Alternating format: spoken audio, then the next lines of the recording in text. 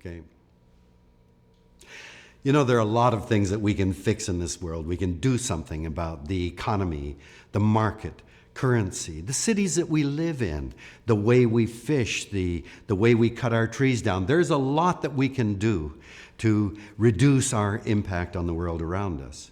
But some things are facts of life we have to live with. The speed of light, the entropy, gravity, the first and second laws of thermodynamics. And there is a mathematical element that we can't deny, that we often ignore, but at our own peril.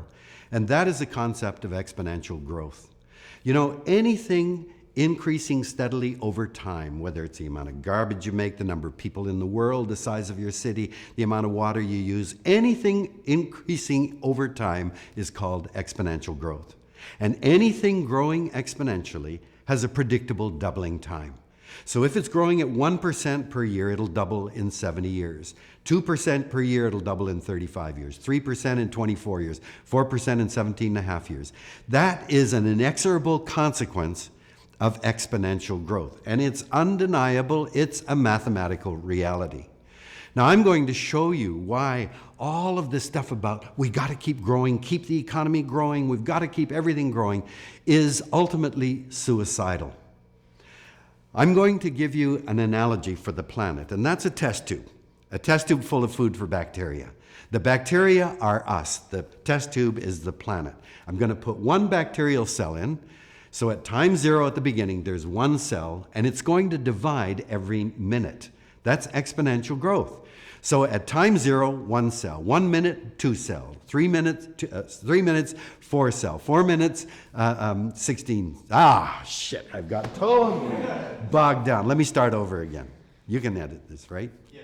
And you can just, okay. Whenever you're ready, we'll keep recording. So at time 0, when I add the bacterium, there's 1 cell. 1 minute later, there are 2.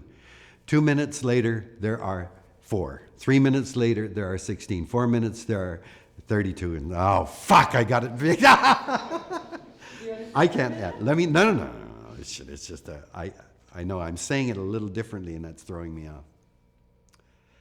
So I'm going to give you a system that is going to go into exponential growth. It's a test tube full of food for bacteria. The test tube is analogous to the planet.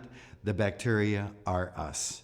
I'm going to put one bacterial cell in, and it's going to divide every minute. That's exponential growth. So at time 0, there's 1 cell in there. 1 minute later, 2 cells. 2 minutes, 4 cells. 3 minutes later, 8 cells. 4 minutes later, 16 cells. That's exponential growth. And at 60 minutes, the test tube is completely packed with bacteria, and there's no food left. So that's a 60-minute growth cycle. When is the test tube only half full? Well, of course, the answer is at 59 minutes. Even though it's been chugging along for 59 minutes, it's only half full, but 1 minute later, it'll be completely filled. So that means at 58 minutes, it's 25% full.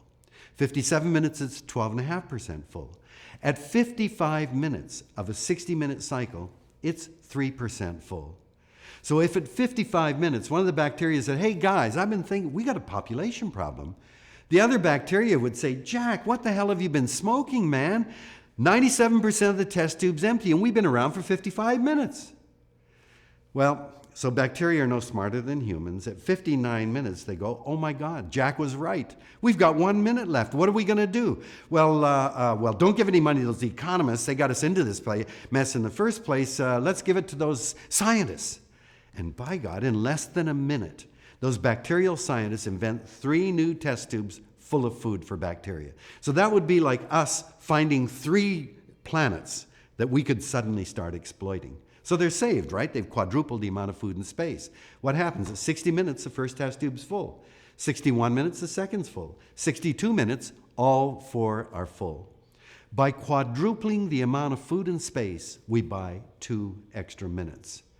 That is an inexorable consequence of exponential growth. And every scientist I've talked to agrees with me, we've already passed the 59th minute. Well, is there any way that we can add more air, water, soil, or biodiversity to the planet? We can't. The biosphere, the zone of air, water, and land where all life exists, is finite and fixed. It can't grow. Nothing within a finite world can grow exponentially forever. And so when you ask a politician or a business person, how well did you do last year? What is the first thing they say? Well, we grew by X percentage last year. Growth has become the be-all and end-all, the very indication of success is by how much the economy grew. But growth is just a description of a state. It's just a state of a system. Growth is nothing by itself. Why should growth become the very be-all and end-all when it's just a statement of what the system is doing? Surely to goodness, if we focus everything on growth, and scientists say we've now passed the 59th minute, we can't increase the amount of air, water, space, we're on a suicidal path. And all of this growth and the focus on growth means that we never ask the important questions. What is an economy for?